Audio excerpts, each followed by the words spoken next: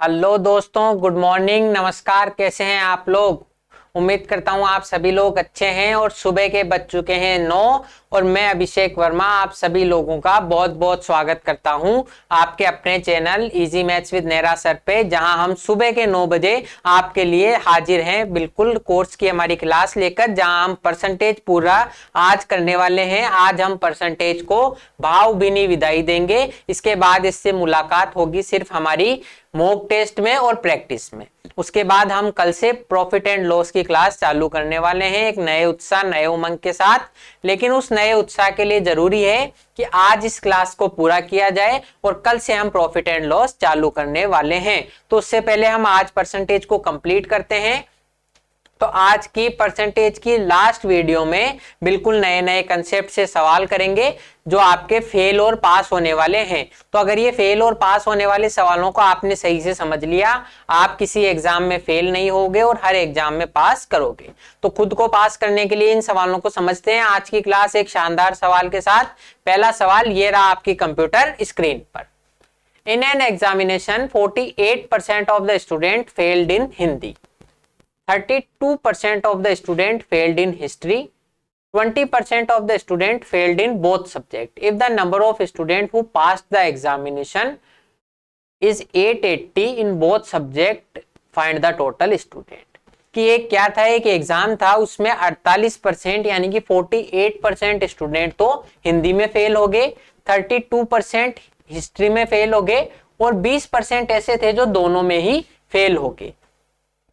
और जो दोनों में जिन्होंने पास किया उनकी वैल्यू थी 880। तो हमें टोटल स्टूडेंट बताने हैं। इस सवाल पे बाद में आएंगे, इससे पहले हम एक कंसेप्ट समझते हैं कि जैसे मान लो आपके सामने दो चीजें हैं, ए बी। मान लो मैं कह रहा हूं कि ए को कुछ लोगों ने पास किया, एक्स ने ए को पास किया, मान लो एक्स लोगों ने ए को पास किया एक्स लोगों ने और बी को पास किया वाई लोगों ने। ये दो एग्जाम है, ए या बी। इसको ऐसे कह दो कि एसएससी और बैंक। ये क्या है? ये तो है एसएससी और ये है बैंक, ये है बैंक। तो एक्स लोग तो ऐसे थे जिन्होंने एसएससी को पास कर लिया और बी वाई लोग ऐसे थे जिन्होंने बैंक को पास कर लिया। और कुछ लोग ऐसे भी थे धुरंधर, जैसे मान लो पी लोग, जिन्होंने एसएससी और बैंक दोनों ही पास कर लिया। ये चीज आई है नहीं समझ में कि एक्स लोग तो ऐसे थे जिन्होंने एसएससी को पास कर लिया टोटल, वाई लोग ऐसे थे जिन्होंने केवल बैंक को पास किया और पी लोग ऐसे थे जिन्होंने एसएससी और बैंक दोनों को ही पास कर लिया। वो बहुत शानदार किस्म के लोग थे। तो आपको ये बताना है कितने लोग एसएससी और बैंक में फेल हुए, कितने लोग एसएससी और बैंक में फेल हुए। तो आप कैसे बताओगे? आप पहले ये निकालो टोटल नंबर ऑफ स्टूडेंट जिन्होंने पास किया। तो जिन्होंने एसएससी या बैंक किसी को भी पास किया, आपको अगर ये निकालना है कि दोनों में फेल कितने हुए, तो हम पहले ये निकालेंगे कि दोनों को टोटल पास कितने लोगों ने किया, एसएससी और बैंक को। अगर उनकी संख्या टोटल में से घटा देंगे तो आपके सामने एसएससी और बैंक के जो फेल हैं वो लोग आ जाएंगे। अब आप देखो, एक्स लोगों ने तो एसएससी को पास किया और वाई लोगों ने बैंक को पास किया। एसएससी को तो पास किया एक्स लोगों ने और वाई लोगों ने बैंक को पास किया। अब आप बताओ, क्या जो एसएससी को पास किया उन्हीं में से कुछ लोग हैं जिन्होंने दोनों को पास किया है? ये चीज आई है नहीं समझ में। इसको एक उदाहरण से समझेंगे। अभी आप बताओ, पहले ये देखो कि पी लोग ऐसे थे जिन्होंने एसएससी और बैंक को दोनों को पास किया, मतलब पी लोगों ने एसएससी को भी पास किया था, तो पी को हमने यहां भी काउंट कर लिया और पी को हमने यहां भी काउंट कर लिया। ये चीज आई है नहीं है समझ में कि पी को मैंने एसएससी के टाइम भी काउंट कर लिया था और पी को बैंक के टाइम भी काउंट कर लिया। तो मुझे दोनों टाइम तो काउंट करना नहीं है, तो एक ही बार काउंट करना है, तो एक पी को घटा दो। ये चीज आ गई या नहीं आई समझ में? एक बार कमेंट में यस और नो कह दीजिए कि एक्स लोग ऐसे थे जिन्होंने एसएससी को पास किया, वाई लोगों ने बैंक को पास किया। तो जब हमने टोटल एसएससी और बैंक के निकालेंगे तो एक्स प्लस वाई कर देंगे। लेकिन पी लोग ऐसे थे जिन्होंने दोनों ही पास किए हैं, तो वो एसएससी में भी काउंट हो गए और बैंक में भी काउंट हो गए, जबकि मुझे उन्हें एक ही बार काउंट करना था, तो मैं एक पी को घटा दूंगा। एक उदाहरण से समझते हैं। मान लो 100 लोगों ने एग्जाम दिया। अब ये आपका एग्जाम्पल ऐसे होगा, 100 लोग ऐसे थे जिन्होंने एसएससी और बैंक का एग्जाम दिया उसमें एसएससी लोगों ने पास किया 60 लोगों ने। एसएससी कितने लोगों ने पास किया? 60 लोगों ने। ये इतने ज्यादा तो करते नहीं है, थोड़े कम कर दो। एसएससी पास किया मान लो 40 लोग। 40 लोग ऐसे थे जिन्होंने एसएससी पास किया, और बैंक पास किया मान लो 45 लोगों ने। बैंक कितने लोगों ने पास किया? 45 लोगों ने। लेकिन कुछ धुरंधर ऐसे थे जिन्होंने एसएससी और बैंक दोनों ही पास कर लिए। जिन्होंने एसएससी और बैंक दोनों ही पास कर लिए, मान लिया 5 लोग ऐसे थे। मान लिया 5 लोग ऐसे थे। तो हमें यह बताना है कि एसएससी और बैंक में फेल कितने हुए। उससे पहले हम टोटल वो लोग बताते हैं जो एसएससी और बैंक में पास हुए। टोटल एसएससी और बैंक में पास हुए। तो एसएससी और बैंक में दोनों में पास कौन कौन हुए? कि 40 लोग तो एसएससी में पास हुए वो, प्लस 45 लोग जो बैंक में पास हुए। 40 लोग तो जो एसएससी में पास हुए और 45 लोग जो बैंक में पास हुए। लेकिन ये 5 लोग जो है इनको हमने एसएससी में भी काउंट कर लिया पहले ही, और बैंक में भी काउंट कर लिया, 2 बार काउंट कर लिया, जबकि हमें एक ही बार काउंट करना है। तो एक बार 5 को हटा दो कि एसएससी और बैंक में कितने लोग पास हुए? टोटल 80। एसएससी और बैंक में टोटल कितने लोग पास हुए? 80। तो फेल कितने हुए वो निकाल देंगे कि 100 में से 80 लोग तो पास हो गए, तो फेल हुए 20 लोग। ये चीज आई या नहीं आई समझ में? एक बार मुझे यस या नो में कमेंट में आप बता दो कि 40 लोग एसएससी में पास हुए, 45 बैंक में। 5 ऐसे थे जो दोनों में पास हो गए, इसलिए एक बार उनको घटा देंगे, दोनों बार काउंट हो गए। तो 80 लोग एसएससी और बैंक में से किसी भी एक एग्जाम में पास हुए, उनकी नौकरी लग गई। तो जिनकी नौकरी नहीं लगी वो कितने हैं? 20। जिनकी नौकरी नहीं लगी तो वो कितने हैं? 20। अब ये आ गया आपको समझ में? तो यहां पर भी जैसे हमें फेल निकालना हो तो हम क्या करेंगे? टोटल लोग माइनस वो लोग जिनकी एसएससी या बैंक किसी भी एक में नौकरी लग गई। एसएससी या बैंक किसी भी एक में नौकरी लग गई वो होगा। तो ये आपको समझाने के लिए था कि कैसे चीजें काम करती है। अब हम समझते हैं इसका फॉर्मूला।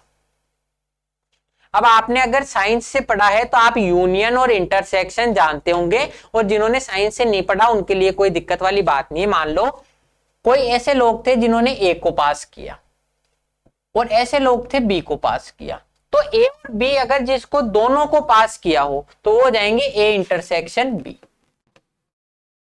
और ए या बी हो जाएगा ए यूनियन बी।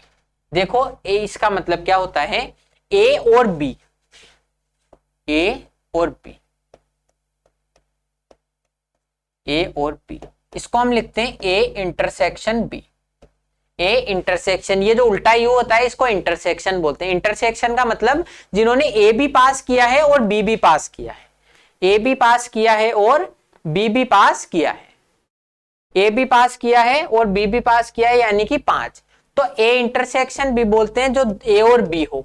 जिसने ए या बी या तो ए किया हो या बी किया हो, मतलब दोनों में से कोई सा भी एक पास किया हो, चाहे एसएससी किया हो, चाहे बैंक किया हो, चाहे दोनों किया हो, कुल मिला के उसकी नौकरी तो लगी ना। तो ए या बी, इसको बोलते हैं ए यूनियन बी। अब ये एक बार आप लिख लो कि ए और बी यानी कि जो दोनों में कॉमन है उसको बोलते हैं इंटरसेक्शन। इंटरसेक्शन का मतलब होता है जो दोनों में हो।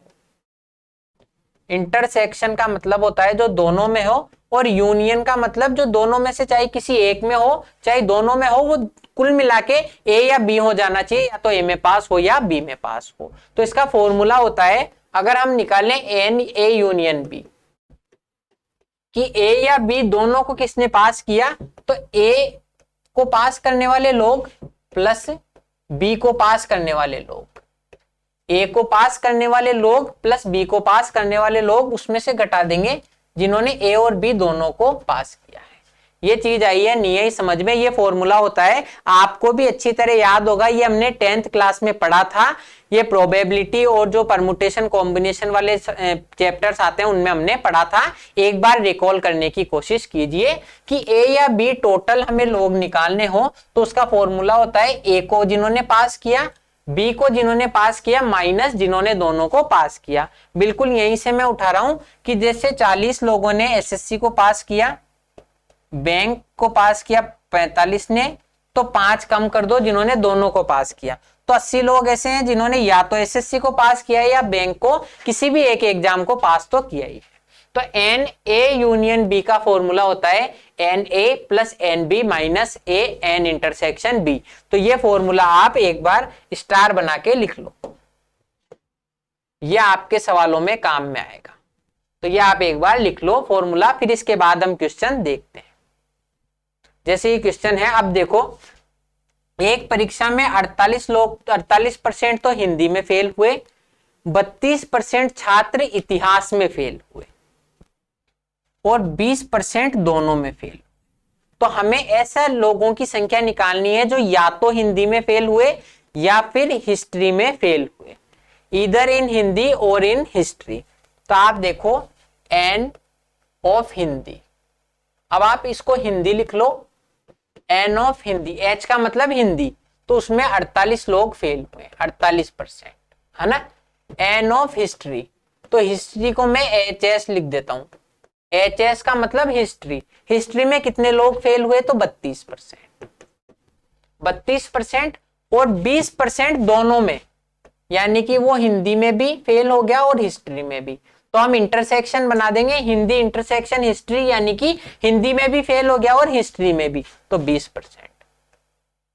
अब मुझे ऐसे लोगों की संख्या चाहिए जो या तो हिंदी में फेल हुए हो या इंग्लिश में, मतलब वो किसी भी एक सब्जेक्ट में फेल हो गए, या तो हिंदी में या इंग्लिश में या फिर दोनों में, कुल मिला के वो पास नहीं हो पाए, कुल मिला के वो पूरे पास नहीं हो पाए कि वो फेल तो हो गया, चाहे एक में हुआ हो चाहे दोनों में।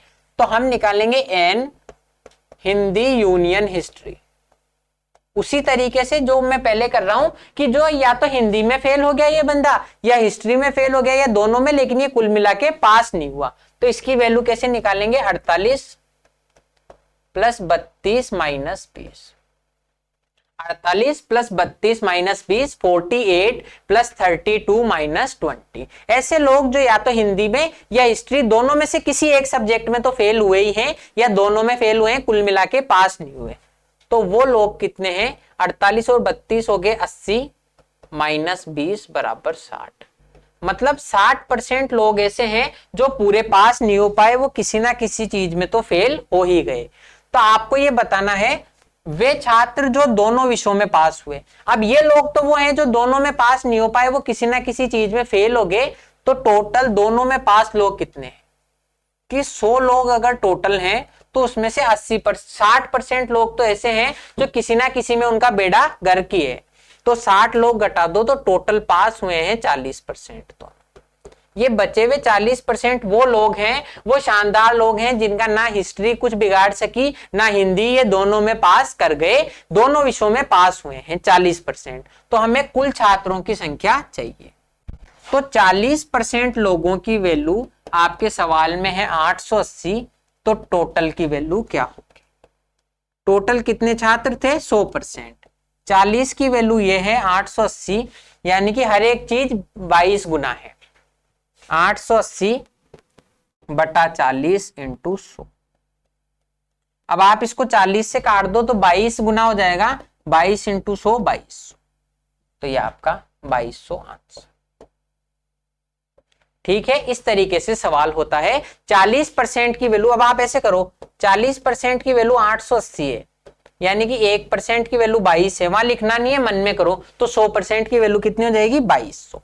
ये चीज आई है नहीं आई समझ में। अब एक बार देखो वापस से, क्योंकि ये इस तरीके का पहला सवाल है कि 48% छात्र तो ऐसे थे जो हिंदी में फेल हो गए और 32% हिस्ट्री में फेल हो गए। 48% हिंदी, 32% हिस्ट्री, और हिंदी और हिस्ट्री दोनों में फेल हो गए 20%। 20% तो ऐसे थे जिनका पूरा ही बेड़ा गर्क था कि इनका कोई कुछ भी नहीं सुधार सकता, इनको कोई कितना भी पढ़ा लो ये तो दोनों में ही साहब फेल हो गए। तो हमें ऐसे लोग जो फेल हुए हैं, चाहे हिंदी में हुए हों चाहे हिस्ट्री में चाहे दोनों में, उनकी संख्या निकालें। तो 48 प्लस 20, 32 माइनस 20, यानी कि 60% लोग ऐसे थे जो किसी ना किसी सब्जेक्ट में तो फेल हुए हैं। तो पास कितने हैं, जो किसी ना किसी सब्जेक्ट में फेल हुए हैं 100 में से उनको हटा दो तो बचे हुए हर सब्जेक्ट में पास हैं। 40% लोग बचे हुए हर सब्जेक्ट में पास हैं। 40% की वैल्यू 880 है, तो टोटल 100% की वैल्यू हो जाएगी 2200। ये इसी तरीके से मैंने आपको समझा दिया कैसे ये चीजें बदलती है। अब नेक्स्ट क्वेश्चन, बिल्कुल आराम आराम से करेंगे, वही तरीके के सवाल हैं। आज हम सिर्फ वही कंसेप्ट करेंगे जो यहां काम में आएगा। In an examination 80% of the students passed in physics, 70% of the student passed in chemistry and 15% of the student failed in both subject। कि 80% तो भौतिक विज्ञान यानी कि फिजिक्स में पास हो गए, 70% केमिस्ट्री में पास हो गए और 15% दोनों में ही फेल हो गए।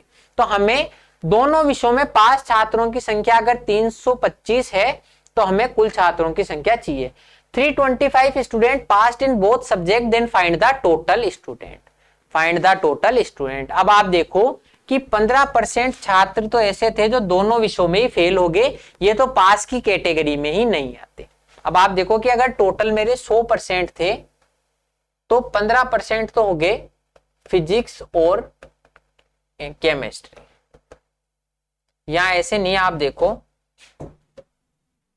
कि अगर मेरे टोटल स्टूडेंट ऐसे थे 100% तो 15% तो जो हो गए वो टोटल फेल थे, टोटली जो फेल हो गए वो 15% थे, दोनों विषयों में फेल हो गए। तो जिन्होंने भी पास किया है उनकी संख्या क्या हो जाएगी, पास किया है उनकी संख्या हो जाएगी 85%। कि 15% छात्र तो ऐसे थे जो दोनों में ही फेल हो गए। तो बचे हुए 85% कौन से छात्र हैं जो किसी ना किसी में तो पास हो गए, चाहे फिजिक्स में हुए हो चाहे केमिस्ट्री में या दोनों में मिला के। 15% तो ऐसे थे जो पूरे ही फेल हो गए। अब ये 15 बचे हुए 85% में वो लोग हैं वो पास हुए हैं, चाहे फर्स्ट डिवीजन हुए हो चाहे सेकंड डिवीजन चाहे सप्लीमेंट्री आई हो, लेकिन पास तो हो गए, उनकी पूरी साल तो खराब नहीं होगी। ये चीज आई है नहीं आई समझ में कि 15% तो टोटल फेल हो गए, यानी कि 85% लोग ऐसे हैं, 85% लोग ऐसे हैं जो किसी ना किसी सब्जेक्ट में तो पास हो गए, यानी कि ये लोग हैं n P union C, physics union chemistry. बिल्कुल यहीं से हमने देखा था जैसे कि फिजिक्स और ए यूनियन बी की वो या तो फिजिक्स में पास हो गए, फिजिक्स या केमिस्ट्री, या तो फिजिक्स में पास हो गए या केमिस्ट्री में, या दोनों में, कुल मिला के दोनों में फेल नहीं हुए। तो एन पी यूनियन सी की वैल्यू कैसे निकालेंगे, जो फिजिक्स में पास हुए वो प्लस जो केमिस्ट्री में पास हुए वो। ये आगे जो फिजिक्स और केमिस्ट्री में दोनों में हुए, अब इसमें से घटा देंगे जो दोनों में हुए वो। ये चीज आई या नहीं आई समझ में कि जो फिजिक्स में पास हुए वो प्लस जो केमिस्ट्री में पास हुए वो, उन दोनों को मिला दें तो आपके जो फिजिक्स और ये, जैसे मान लो ये फिजिक्स में वेन आरेख से समझाएं कि ये लोग जो हैं ये टोटल चक्रा फिजिक्स में पास होने वालों का है और ये केमिस्ट्री में पास होने वाले का। तो फिजिक्स और केमिस्ट्री में कंबाइंड कितने लोग पास हुए, तो ये पूरा, लेकिन ये वाली आपके इधर भी काउंट हो गया ये एरिया और इधर भी काउंट हो गया, तो इसको एक बार घटा देंगे। तो यही मैंने किया है कि फिजिक्स और केमिस्ट्री में जो दोनों में कॉमन है उसको एक बार घटा दिया क्योंकि ये 2 बार काउंट हो गया। अब आप देखो कि फिजिक्स और केमिस्ट्री दोनों में से किसी भी एक में पास होने वाले लोग थे 85, कि 15% तो टोटली फेल हो गए, तो 85 लोग ऐसे हैं, 85% लोग ऐसे हैं जो किसी ना किसी में पास हुए। फिजिक्स में कितने पास हुए, तो 80 प्लस केमिस्ट्री में पास हुए 70 माइनस ऐसे लोग जो फिजिक्स और केमिस्ट्री में पास हुए। फिजिक्स और केमिस्ट्री में पास हुए उनकी संख्या निकाल लेंगे, क्योंकि ये जो 325 है ये परसेंटेज नहीं दिया हुआ, ये हमारे पास टोटल वैल्यू है, ओरिजिनल वैल्यू है, इसलिए हमें परसेंटेज ज्ञात करना पड़ेगा। तो फिजिक्स और केमिस्ट्री का इंटरसेक्शन कैसे निकालेंगे, 80 और 70 150 माइनस कर देंगे 85, ये इधर जाएगा तो प्लस हो जाएगा और ये इधर आएगा तो माइनस। तो फिजिक्स और केमिस्ट्री दोनों ने पास किया है, फिजिक्स और केमिस्ट्री दोनों जिन्होंने पास किया है वो शानदार लोग कितने हैं, 150 माइनस 85 यानी कि 65%। 65% लोग ऐसे हैं जिन्होंने फिजिक्स भी पास कर लिया और केमिस्ट्री भी पास कर ली। तो इन 65% की वैल्यू है 325। 65% की वैल्यू कितनी है, 325। तो हम टोटल निकाल देंगे स्टूडेंट, टोटल स्टूडेंट हो गए 100%। अब आप देखो 65% की वैल्यू है 325, तो 100 की क्या होगी,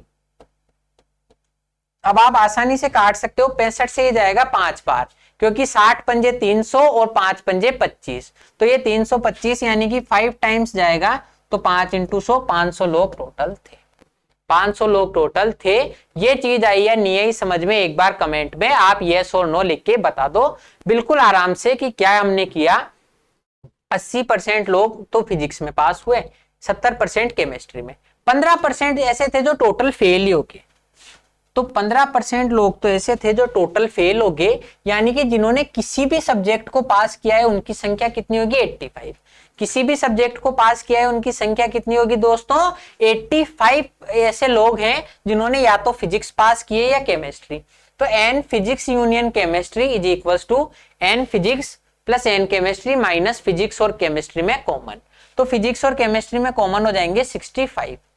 तो 65% मान लो टोटल का है 325, तो टोटल कितना हो जाएगा 100 की वैल्यू 500। 100 की वैल्यू कितनी हो जाएगी 500। अब आप डायरेक्ट इसको ऐसे भी कर सकते हो, यहां पर एग्जाम में क्या अप्रोच होनी चाहिए कि 100 में से 15% तो फेल हो गए, यानी कि 85% पास हो गए।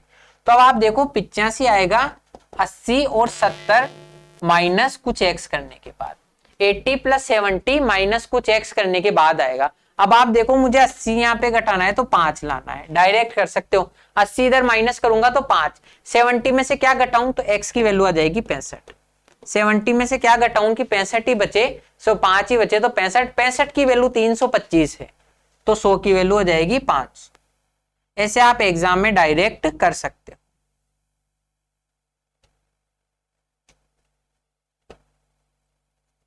एग्जाम में इस तरीके से आप डायरेक्ट इस सवाल को कर सकते हो। तो उम्मीद करता हूं ये पसंद आया होगा। अब हम इससे एक स्टेप आगे बढ़ते हैं। कभी अभी तक हमने 2 का सीखा, 2 का यूनियन, अब मान लो 3 का देखें। जैसे इसको एक बार आप वेन आरेख से समझो, ये A है, ये B है। हम देखो हर एक चीज पे बात करेंगे यहाँ पर, ताकि आपको कोई भी चीज ऐसी नहीं हो कि यार ये मुझे नहीं आती। मान लो ये वो लोग हैं जो A में पास करे, जिन्होंने A को पास करा है या A में उपस्थित हैं। ये लोग हैं जो B में उपस्थित हैं और ये लोग हैं जो C में उपस्थित हैं। ये A में है, ये B में है और ये C में है। ये आपने रीजनिंग में भी पढ़ा होगा। अब आप देखो ये एरिया जो है,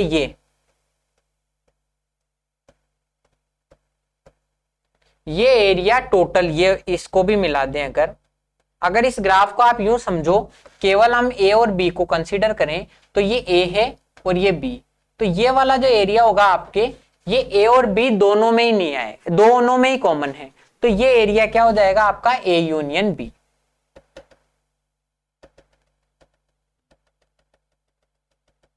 अब हम इधर इस ग्राफ से समझ गए कि आपका ये जो एरिया होगा, ये इतना पर्टिकुलर एरिया, ये A यूनियन B होगा।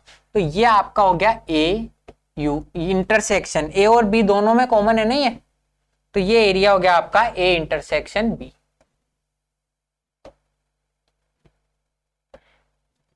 A इंटरसेक्शन B कि ये आपका A और B दोनों में ही कॉमन है। अब आप देखो ये एरिया A में भी है, ये वाला पर्टिकुलर एरिया, और ये एरिया C में भी है। यहां पर देखें वही वो तरीका है, कुछ ज्यादा नहीं है।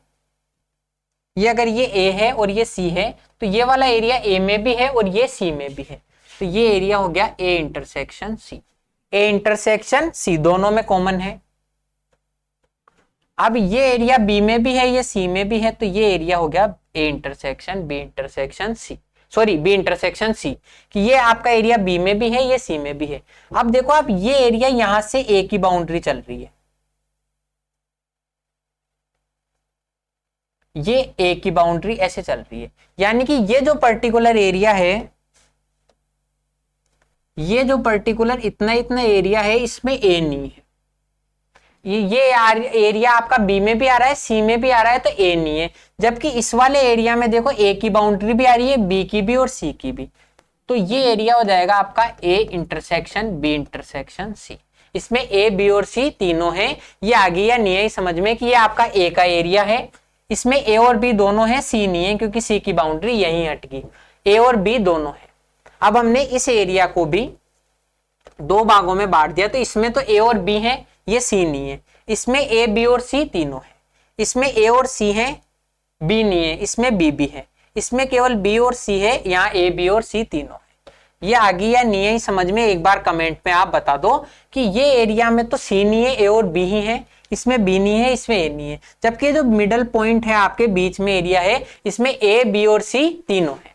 तो अब आप जब भी ए बी और सी का यूनियन निकालोगे, मतलब ए बी और सी का union n, A union B union C, A union B union C, मतलब ये पूरा एरिया, ये पूरा एरिया जिसमें ए भी आ जाए, बी भी आ जाए और सी भी आ जाए, ए बी और सी का पूरा एरिया अगर हमें निकालना है तो वो कैसे निकलेगा,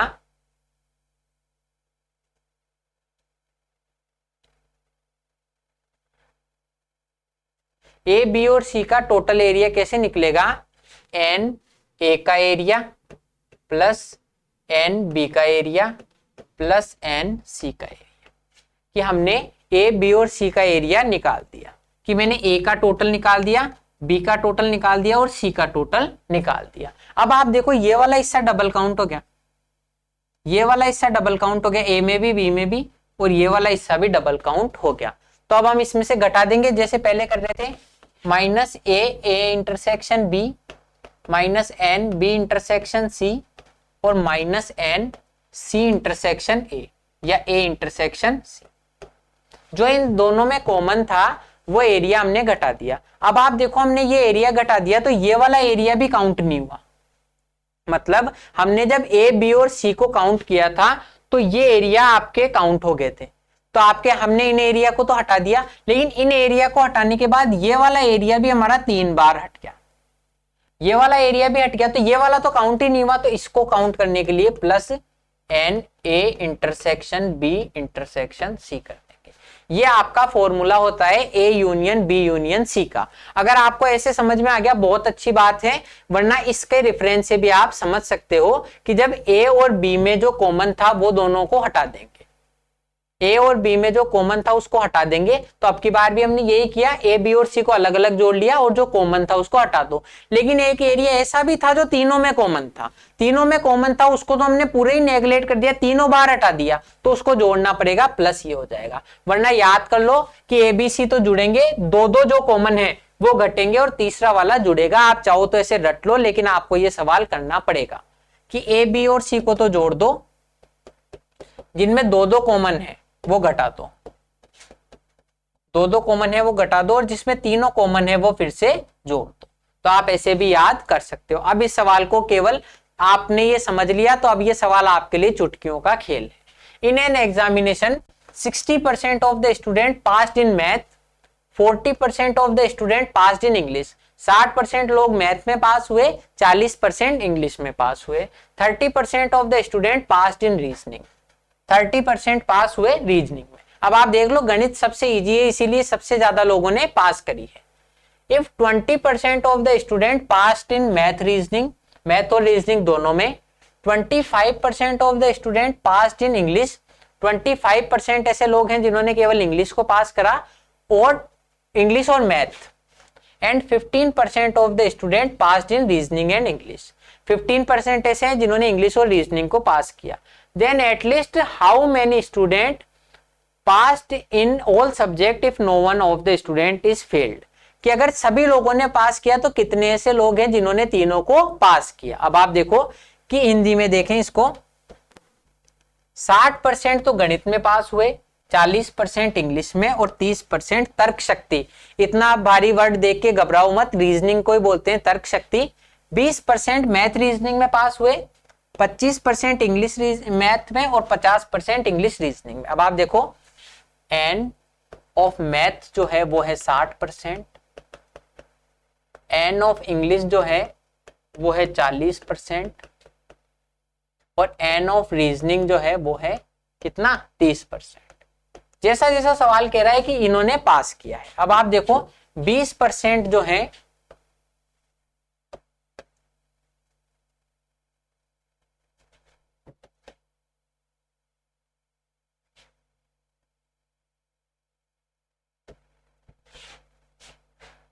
मैथ में कितने हैं पास, टोटल 60%, रीजनिंग में कितने हैं 30%, और इंग्लिश में कितने हैं दोस्तों, इंग्लिश में है 40%। अब जो मैथ और रीजनिंग दोनों में पास हुए, तो n math intersection reasoning, math और रीजनिंग दोनों में कितने हुए हैं 20%, तो 20%। 25% इंग्लिश और मैथ, तो मैथ और इंग्लिश में कितने हुए हैं 25%। और 15% जो हैं 15% रीजनिंग और इंग्लिश में पास हुए, तो एन रीजनिंग इंटरसेक्शन इंग्लिश ये कितने हैं 15%। अब आपको कह रहा है कि कितने परसेंट लोग तीनों में पास हुए हैं, तीनों में सभी विषयों में पास हुए हैं, अगर कोई भी फेल नहीं हुआ, मतलब एक भी स्टूडेंट ऐसा नहीं है जो सभी सब्जेक्ट में फेल हो गया, किसी ना किसी में तो उसने पास किया ही है। तो हमें ऐसे बताना है कितने लोग जो तीनों में पास हुए हैं। अब कोई भी स्टूडेंट फेल नहीं हुआ, यानी कि सभी लोगों ने कुछ ना कुछ तो पास किया है, या तो मैथ या तो रीजनिंग या तो इंग्लिश। तो आपके सामने n E union M union R, मतलब जिन्होंने मैथ भी पास किया है, रीजनिंग भी, ये मैथ या रीजनिंग या कुछ भी पास किया है, उनकी संख्या आ गई 100%, कि सभी लोगों ने कुछ ना कुछ तो पास कराई है। तो अब इस फॉर्मूले में हम मान रख देंगे, फॉर्मूले में मान रख देंगे।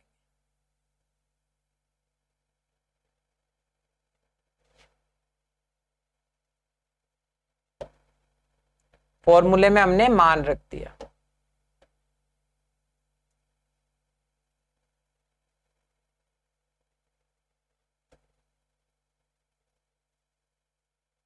फॉर्मूले में मान रख देंगे कि n E intersection M intersection A union R, इसकी वैल्यू क्या होगी, मैथ का जोड़ दो प्लस रीजनिंग, या यहां पे कर दे नीचे ताकि समझ में आए कि सभी लोग टोटल में पास हुए हैं 100%, कितने मैथ का जोड़ दो, यहां पर ये हमने फॉर्मूला क्या काम में लिया है, E union M union R बराबर ई के लोग प्लस मैथ के लोग प्लस रीजनिंग के लोग, माइनस दोनों में जो कॉमन है वो कैंसिल हो जाएगा, और जुड़ जाएगा जो तीनों में कॉमन है। ये चीज आई है नहीं आई समझ में, ये वही मैंने फॉर्मूले में मान रखा है कि इंग्लिश मैथ और रीजनिंग तीनों में पास करने वाले लोग किसके बराबर हैं, इंग्लिश मैथ रीजनिंग जो तीनों ने अकेलों ने पास किया, जो तीनों में दोनों में कॉमन है उनको घटा देंगे, और जो तीनों में कॉमन है उसको लास्ट में जोड़ देंगे।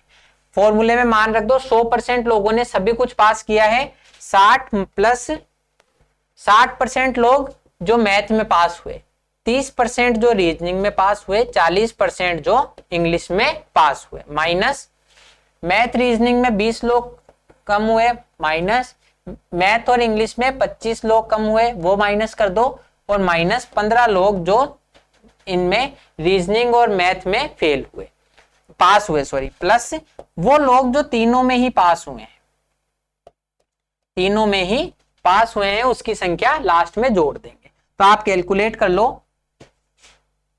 अब आप देखो कैलकुलेट कैसे करोगे, 25 और 15 कितने हुए 40, तो ये इस 40 से कट जाएगा, 25 और 15, यहां पर आ गया 60 और 30 90, 90 में से 2 गए तो 70, 100 बराबर 70 plus n E union M union R, जो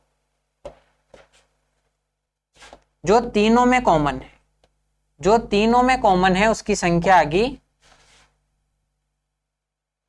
इंग्लिश मैथ और रीजनिंग जो तीनों ने पास की उसकी संख्या आ गई, 100 में से 70 घटा दो, तो इंग्लिश मैथ और रीजनिंग तीनों पास करने वाले लोगों की संख्या थी 30। ये आया या नहीं आया समझ में, एक बार आप बता दो। बिल्कुल हमने फॉर्मूले में मान रखा है कि A union B union C, यानी कि तीनों को पास किया, A union B union C यानी कि तीनों को पास किया, उनकी संख्या क्या है, तीनों को जिन्होंने पास किया उनकी संख्या है 100, क्योंकि किसी ना किसी को तो पास किया ही है। मैथ इंग्लिश और रीजनिंग के जोड़ दो, इसमें मैथ इंग्लिश और रीजनिंग के जोड़ दो, जो दोनों में कॉमन है उनको घटा दो, इसी फॉर्मूले से कि ए बी और सी जो इंडिविजुअल है उनको जोड़ दो, तो मैथ इंग्लिश रीजनिंग तीनों को जोड़ दिया, माइनस जो दोनों में कॉमन है उसको घटा दो, दोनों में कॉमन है उसको घटा दो, 20 25 और 15 प्लस जो तीनों में कॉमन है उसको जोड़ दो, तीनों में कॉमन है उसको जोड़ दो, तो A N in union sorry N E intersection M intersection R, वो क्या होगा 100 बराबर 70 प्लस ये है, तो 100 में से 70 घटा दो, तो जो तीनों को जिन्होंने पास किया है उसकी संख्या कितनी आ गई 30। तो 30% लोग ऐसे हैं जो सभी विषयों में पास हुए। ये आपका आंसर आ गया। इस तरीके से इन सवालों को करना है और हमारी क्लास आज की खत्म हो चुकी है। तो उम्मीद करता हूं ये आपको समझ में आया होगा। कैसे, अगर समझ में नहीं आया तो कमेंट में बता दो। हमने क्या किया, इसको एक बार इससे समझ लेते हैं, वेन आरेख से।